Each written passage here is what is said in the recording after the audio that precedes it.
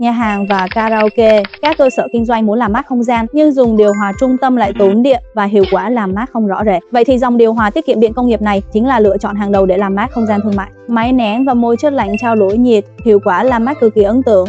Chỉ cần bật máy 30 phút là có thể hạ nhiệt độ không gian tới 20 giây dễ dàng. Vậy, máy ngoài trời dùng tháp làm mát nước, dùng phương pháp làm mát nước để tản nhiệt, hiệu suất năng lượng cao, tiết kiệm 30%, 50% điện so với điều hòa trung tâm. Một máy 8 mã lực có thể phủ sóng xưởng 300 Mỹ, có cửa gió kép trên dưới, lưu lượng gió đạt 6.000 mét khối mỗi giờ, công suất lạnh 28, 50W.